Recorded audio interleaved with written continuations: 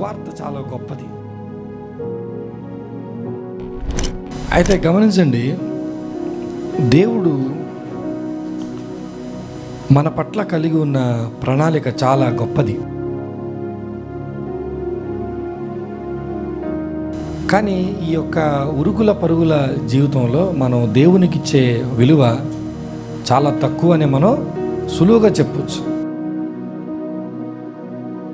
ఈ వాక్యం కోసం కాసేపు ఆలోచించడం, కాసేపు ఆలోచించి ఒక నిర్ణయాన్ని తీసుకోవటం అనేది చాలా కష్టమైన పని. ఈ కల్చర్ పైన ప్రభావం చూపించవలసింది ఏదైనా ఉంది అంటే సువార్త ప్రభావితం చేయాలి.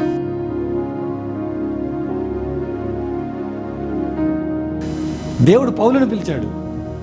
ఆ పౌలుని పిలిచి ఏమన్నాడు? నువ్వు మరలా యూదుల మధ్య చేయమన్నాడు. అమ్మ ఏమన్నాడు? నువ్వు అన్యజనుల మధ్యకి వెళ్ళి పరిచయం చేయమన్నాడు.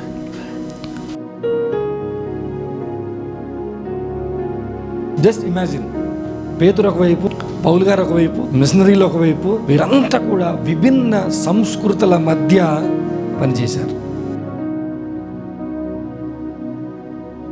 దేవుడు అంటాడు సువార్త అంటే ప్రేమ. ఈ లోకంలో చెడు ఎక్కడైతే ఉందో, చెడు ఎవరెవరైతే చేస్తున్నారో వాళ్ళందరినీ మనం సువార్త ద్వారా ప్రేమించాలి.